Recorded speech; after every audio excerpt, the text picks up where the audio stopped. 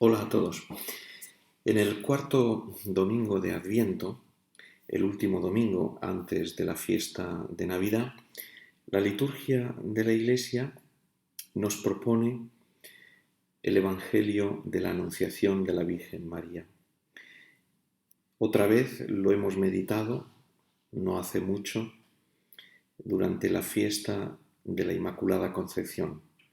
En esta ocasión, ya muy cercana la fiesta del nacimiento del Señor, vamos a meditarlo intentando ceñirnos un poco más al texto del Evangelio, a las expresiones, a las imágenes que utiliza el evangelista San Lucas para describir este momento en el que el ángel Gabriel anunció a María su misión de ser la Madre de Dios.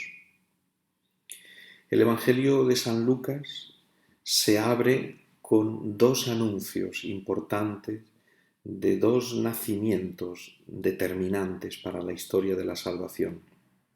El primer anuncio a Zacarías, donde Dios le revela que va a ser padre de un hijo, Juan el Bautista, que va a preparar el camino al Señor. Y el otro anuncio, el del ángel Gabriel a la Virgen María. En aquel primer anuncio a Zacarías, que era sacerdote del templo de Jerusalén, que además estaba casado con una mujer, Isabel, que era descendiente de nada menos que Aarón, el hermano de Moisés, que era sacerdote también, y del que viene toda la línea, toda la descendencia del sacerdocio en Israel. En aquella ocasión, en aquel año, a Zacarías le tocó en turno servir al Señor Dios, de entrar en el lugar más sagrado del templo, donde solamente se puede entrar una vez al año para ofrecer el sacrificio, para incensar el altar del Señor. Es un gran privilegio que se echaba a suertes, a turno, entre los sacerdotes. Y aquel año le tocó a Zacarías. Y estando allí, en ese lugar más santo, donde la presencia de Dios es más intensa, Zacarías recibió aquella aparición que le anunció que iba a ser padre.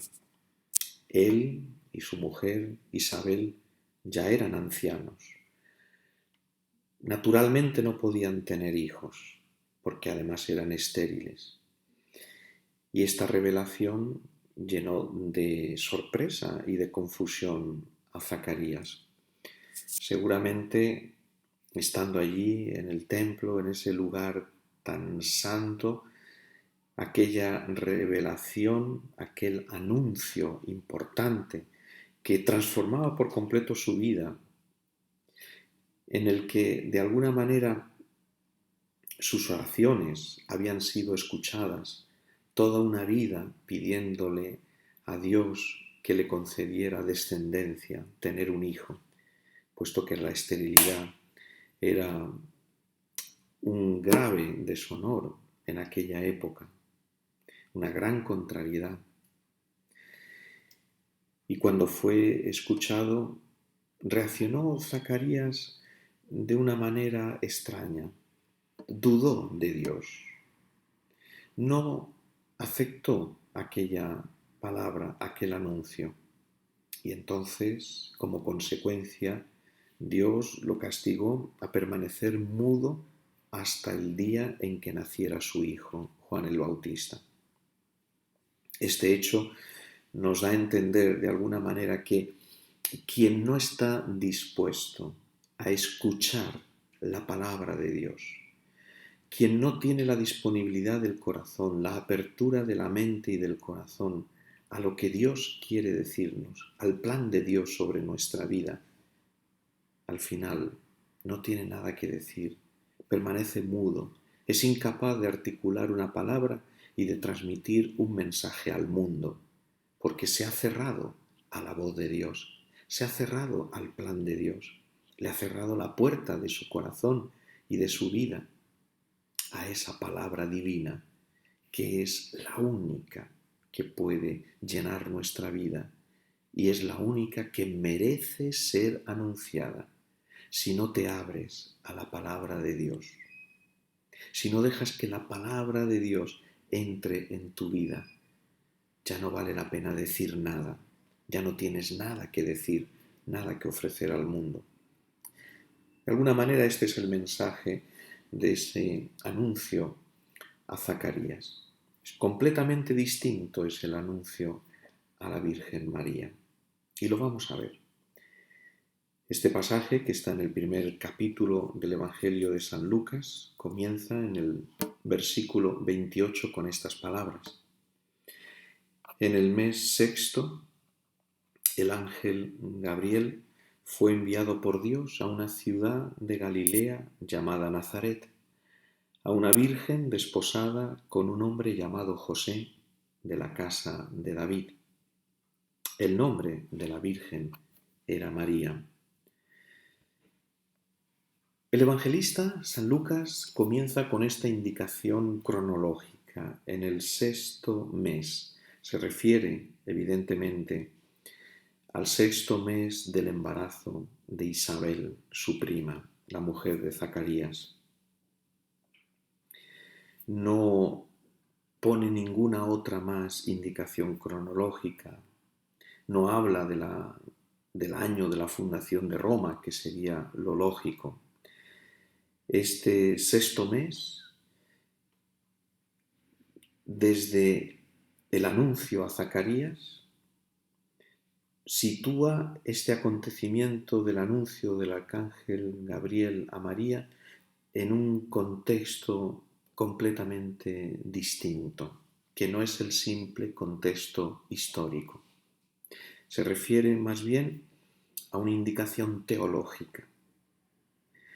El sexto mes del anuncio a Zacarías es desde el comienzo en que ha empezado a realizarse el proyecto de Dios, de hacerse uno de nosotros. El sexto mes hace también referencia, de alguna manera lejana pero bastante clara, al sexto día de la creación del mundo. En el sexto día, Dios creó al hombre antes de descansar, al séptimo día. Por eso esta indicación de San Lucas, en el sexto mes, nos habla de que ha llegado el día de la nueva creación, de ese mundo nuevo, de ese hombre nuevo que será regenerado, recreado, completamente transformado, de ese hombre nuevo que es Cristo. Así, el comienzo del Evangelio de San Lucas nos señala ya que ha llegado el nuevo comienzo, el nuevo mundo, la nueva creación del hombre. A continuación nos habla de que el ángel Gabriel fue enviado por Dios a una ciudad, el lugar, Galilea, llamada Nazaret. Esa ciudad, Nazaret, de aquella región, no aparece nunca citada en el Antiguo Testamento. La misma región, Galilea, dentro de toda la provincia de Judea era bastante despreciable.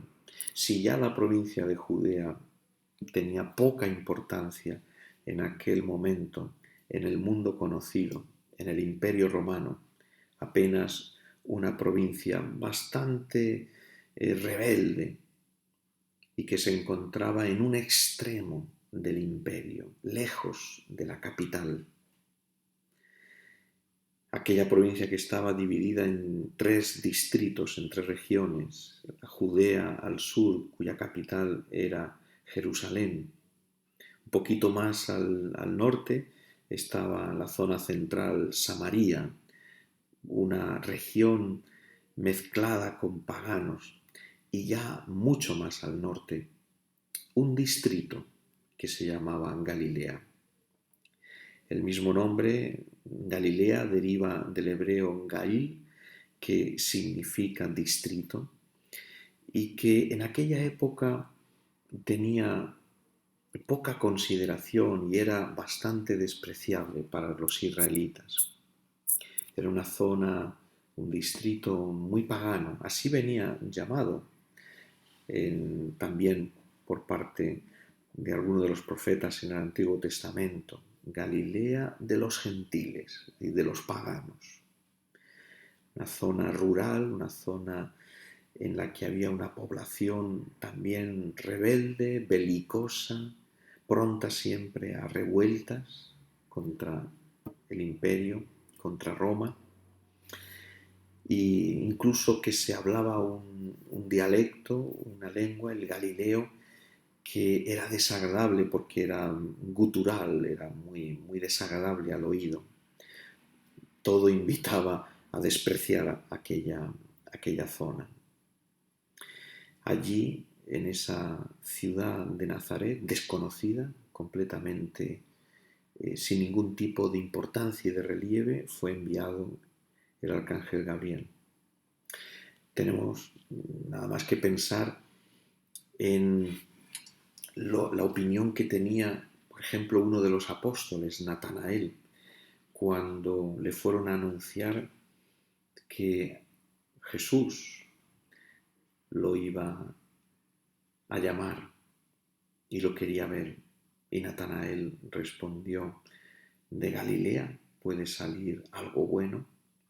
Esto indica el desprecio en el que se tenía a aquella zona. Los ojos de Dios tienen evidentemente una jerarquía y un modo de ver las cosas completamente distinto a los ojos humanos. Dios sabe ver otras cosas que nosotros muchas veces despreciamos y pasamos por alto. Dios sabe ver más en profundidad. Dios no se deja llevar de las apariencias, por muy desagradables que puedan ser. Es más, Dios sabe sacar de lo que está torcido, de lo que está mal, de lo que aparentemente es incapaz de producir algo bueno. Dios es capaz de sacar una fuente de bien, de bondad, de santidad incluso. Y allí, en Nazaret, había una mujer extraordinaria, María. Dice el Evangelio que el ángel se dirigió a una virgen desposada con un hombre llamado José, una virgen, una doncella.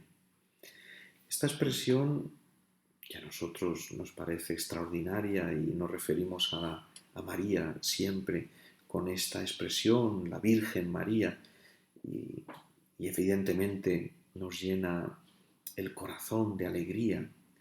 En aquella época, la realidad de una virgen, de una doncella, sobre todo si ya tenía una edad grande, tenía una connotación muy negativa en todo el Antiguo Testamento. En Isaías, en Jeremías, se refieren a Israel con la expresión una virgen para expresar la realidad del pueblo de Israel abandonado, un pueblo que no tiene marido, que está solo, que ha sido despreciado y que vive en una condición miserable, que no atrae a nadie. Por eso la gran promesa del profeta Isaías: tu tierra ya no se llamará abandonada, sino que tendrá marido, será desposada. Por eso este anuncio del ángel Gabriel a una virgen no tiene todo el aspecto positivo, sino más bien recuerda de alguna manera a esa realidad de Israel que vive como una mujer desposada que ha sido abandonada y que nadie pone los ojos en ella. Es una insignificancia a los ojos de los hombres, que viene de alguna manera, por decirlo así, llena de vida gracias a la intervención de Dios.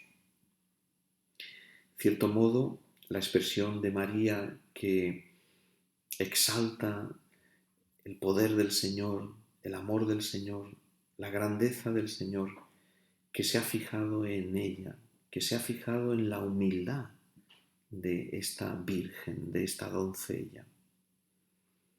En el Magnificat pone de manifiesto precisamente esta realidad, que cuántas veces Dios siempre, siempre busca lo humilde, lo sencillo, porque Dios aborrece la soberbia y el orgullo de los hombres, que se creen que son algo, que son alguien, y en realidad son incapaces de nada. Solamente la humildad, la sencillez, es capaz de abrir las puertas para que Dios entre y realice prodigios y maravillas y milagros.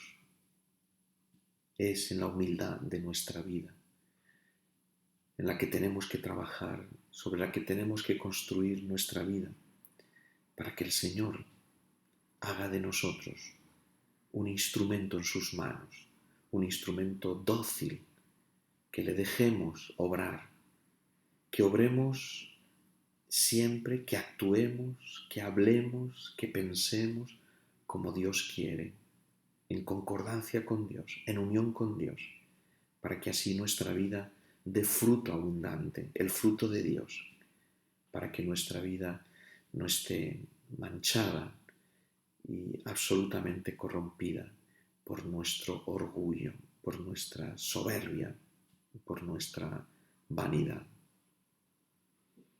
Esta Virgen, dice el Evangelio, se llamaba María. Es un nombre extraordinario.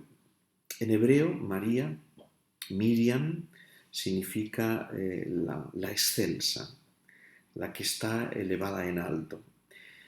Y efectivamente es un nombre que le queda bien a la Virgen María. A nosotros nos llena de dulzura pronunciarlo. María. Miriam, la excelsa. Pero evidentemente es la excelsa porque es la humilde. Es la que está elevada en alto porque se ha bajado, porque no pretende estar por encima de Dios, porque no quiere convertirse en el centro de nada. Y por eso es grande. Por eso, qué bien que se llame Miriam, que se llame María. Sin embargo, en la Biblia, el nombre de María solamente aparece en una ocasión. No hay ninguna mujer en la Biblia que se llame así, salvo la hermana de Moisés, que se llamaba María también. Pero este personaje, la hermana de Moisés, era muy extraño. Es una mujer ambiciosa, era una mujer que estaba llena de soberbia, que incluso de alguna manera aspiraba a sustituir, en cierto modo, a su hermano Moisés, que pretendía ocupar su puesto, y que esa vida de soberbia, de ambición, le llevó a recibir el gran castigo de Dios en aquella época, a ser castigada con la lepra, la más terrible enfermedad conocida en aquel momento. Por eso, para los lectores del Evangelio de San Lucas, especialmente si eran judíos, oír que Dios se va a hacer hombre, va a venir al mundo en el seno de una mujer que se llama María, precisamente. Le recordaría a esta mujer porque no hay otra en toda la Biblia que tenga este nombre. Y sin embargo, qué distinta es la Virgen de aquella María, la hermana de Moisés, ambiciosa, dura, que buscaba en todo momento su ambición, su complacencia. En cambio, María es todo lo contrario. De alguna manera, con su vida viene a borrar, a purificar y a limpiar toda la imagen de ese nombre grande para nosotros que es el de María y que aquella primera María lo había llenado de corrupción y de ambición y de pecado. A continuación, el Evangelio nos presenta lo que le dice el ángel a la Virgen María. Entrando en su presencia, le dijo: alégrate, llena de gracia, el Señor está contigo. El ángel Gabriel no saluda a la Virgen María con el saludo habitual, que podría ser Shalom, paz, que vemos es el saludo que Jesús utiliza, incluso Jesús resucitado, cuando se presenta a sus discípulos. Paz a vosotros, Shalom. En cambio, este alégrate es una expresión distinta, poco usual, que Lucas ha utilizado. ¿Y por qué? ¿Por qué el primer saludo del ángel a María es este, alégrate? ¿De dónde viene? Evidentemente, este es un saludo, esto es una expresión que se encuentra con mucha frecuencia en los profetas. San Lucas lo ha encontrado en los profetas. Allí está este saludo dirigido siempre por Dios. Es Dios el que habla así, alégrate. ¿Y a quién se lo dice Dios en los profetas? Siempre al pueblo de Israel. Cada vez que se dirigen, en muchas ocasiones, los profetas se dirigen al pueblo de Israel en nombre de Dios, diciéndoles, alégrate. Así tenemos, por ejemplo, el profeta Sofonías. Alégrate, hija de Sión, se refiere a Israel. Grita de gozo, Israel. Regocíjate y disfruta con todo tu ser, hija de Jerusalén. El Señor ha revocado tu sentencia, ha expulsado a tu demonio, a tu enemigo. El Rey de Israel, el Señor, está en medio de ti. Esta es la profecía de Sofonías. También el profeta Zacarías: salta de gozo, Sión, alégrate, Jerusalén, mira que viene tu rey, justo y triunfador, pobre y montado en un borrico, en un pollino de asna. En todos estos textos del Antiguo Testamento, de los profetas, el saludo de Dios al pueblo de Israel es siempre alégrate, porque el pueblo estaba humillado, estaba derrotado, y en cambio Dios lo invita a alegrarse porque Dios está en medio de su pueblo, porque Dios no lo ha abandonado, porque Dios está a tu favor, porque Dios viene a tu encuentro, porque Dios te va a salvar, porque Dios va a triunfar en medio de ti, va a cambiar tu suerte, tu destino. Y por eso el saludo es alégrate. Es un saludo y un anuncio de algo grande, de algo extraordinario que va a cambiar por completo la vida del pueblo de Israel.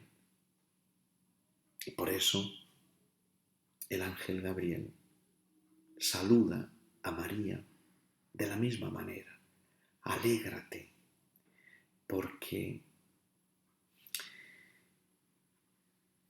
el Señor está contigo, porque el Señor está en ti, porque el Señor va a hacer algo grande en ti, lo más grande, porque se va a cumplir el gran destino, el gran anuncio del pueblo de Israel, porque se va a hacer realidad la promesa de Dios, porque se va a cumplir de una vez por todas y para siempre lo que Dios te había prometido, porque Dios no te abandona y ahora va a estar siempre unido a ti, porque Dios se hace hombre. Alégrate, Virgen María, el Señor está contigo.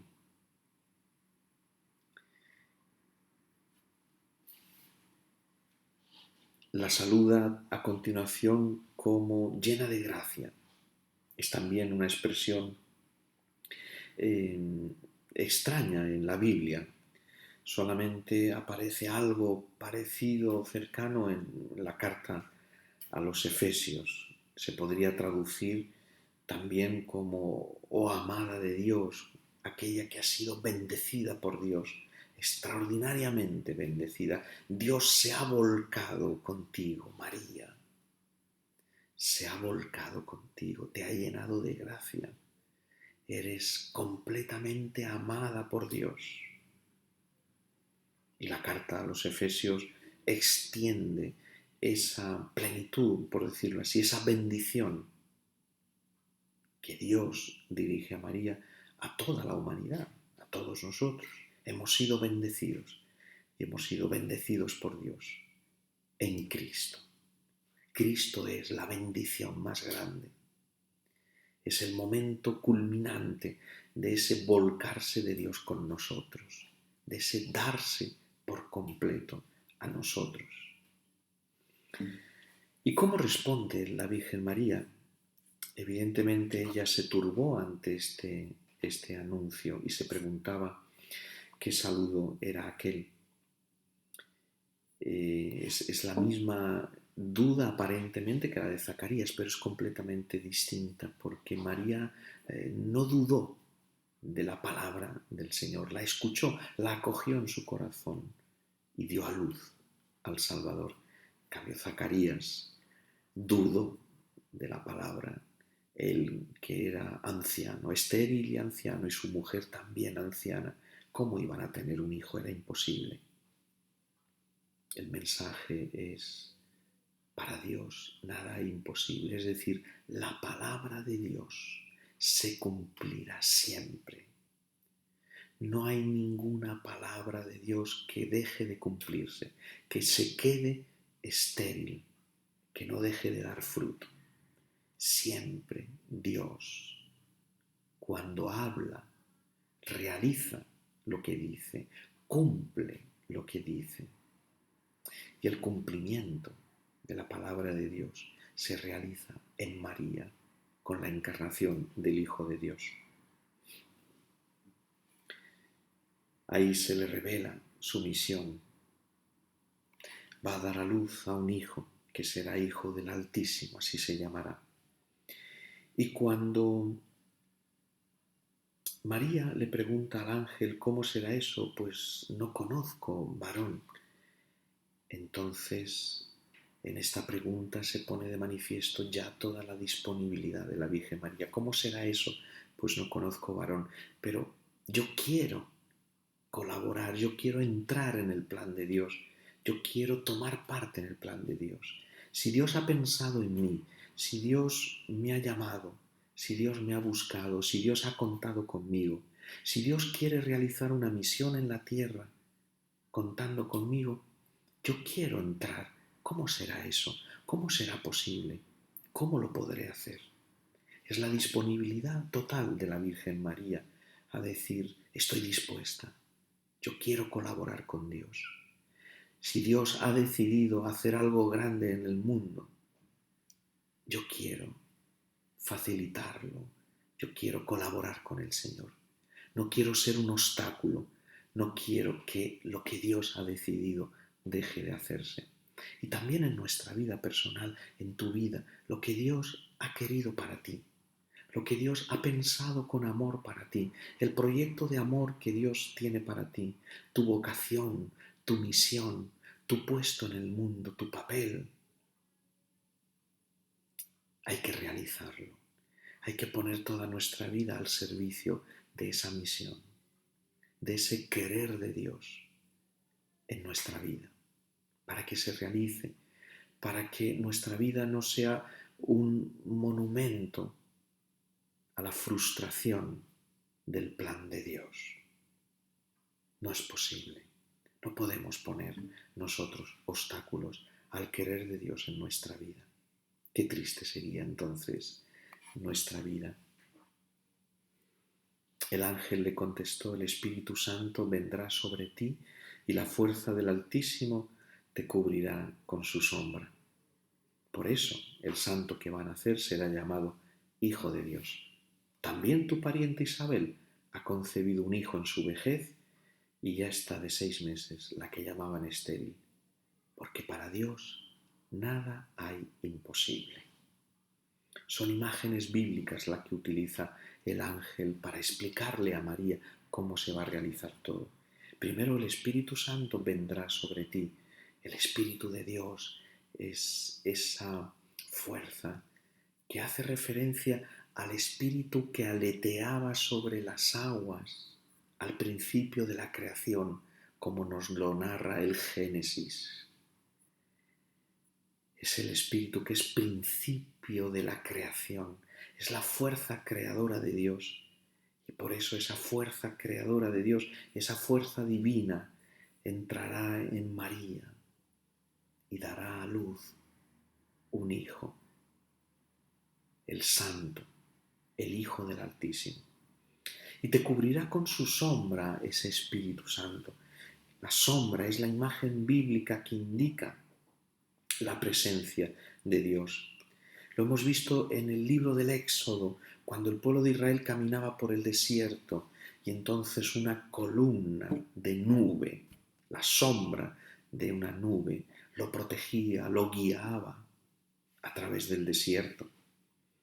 Es la nube, esa sombra que cubría la tienda de la alianza cuando Moisés entraba allí en la tienda de la alianza para hablar con Dios. Es la nube que bajaba sobre el monte Sinaí cuando Moisés subía al monte para escuchar la palabra de Dios, para recibir los mandamientos. Esto indica que María se ha convertido en el arca de la alianza. Esa nube, esa te cubrirá con su sombra. Quiere decir que Dios está contigo, está en ti. Y esto es, evidentemente, una profesión de fe en la divinidad de Jesucristo, porque el Hijo que vas a tener es el Hijo de Dios. Y le anuncia, por fin, el nacimiento extraordinario y prodigioso de Juan el Bautista. E Isabel, tu pariente, concebirá y dará a luz también un hijo en su vejez. María responde: he aquí la esclava del Señor, hágase en mí según tu palabra. Esa palabra, aquí estoy, he aquí, aparece 178 veces en el Antiguo Testamento. La dice Abraham cuando Dios lo llama para hacerle la gran promesa, lo llama de noche, lo despierta y entonces Abraham contesta: aquí estoy, Señor. Lo dice Samuel cuando en medio de la noche Dios lo llama: Samuel, Samuel, aquí estoy, Señor. En Isaías, en cambio, es el Señor el que lo dice, es la única vez. Pero también Dios dice: aquí estoy. Es también la disponibilidad, no solamente de la Virgen María, no solamente de Abraham, no solamente de Samuel, la disponibilidad de Dios que también dice: aquí estoy. En el capítulo 52 de Isaías. Por eso mi pueblo reconocerá mi nombre. Un día sabrá que era yo quien decía: estoy aquí. Y esto se cumple en la encarnación del Hijo de Dios, en el nacimiento de Jesucristo. En el nacimiento de Jesucristo es Dios el que dice, he aquí estoy, aquí me tienes, he venido. Estoy completamente a tu disposición para ti, me entrego a ti, me doy a ti y me entregaré totalmente hasta la cruz. Totalmente estoy para ti. Todo un Dios está para ti. ¿Cuánto deberíamos de reflexionar en esta realidad de nuestra fe? De saber que Dios se nos entrega, que el mismo Dios se nos da a nosotros, pobres criaturas miserables, llenos de pecados, de limitaciones, de fragilidades. Dios se te da, Dios se te entrega y ahí lo tienes, hecho un niño pequeño para que lo abraces, para que lo acaricies, para que lo llenes de ternura, para que lo estreches entre tus brazos y ya no lo sueltes más, para unirte a ese Dios que tanto te quiere y que tanto te ama. Vamos a prepararnos bien ya en estos días que faltan para el nacimiento de nuestro Señor, con la conciencia de saber que si Dios nos ama tanto, que ha venido hasta nosotros, tenemos que empezar a vivir ya, desde ahora, completamente, todos los días, a todas horas, entregados a este Señor que nos ama tanto. Gloria al Padre, y al Hijo, y al Espíritu Santo, como era en el principio, ahora y siempre, por los siglos de los siglos. Amén. Adiós.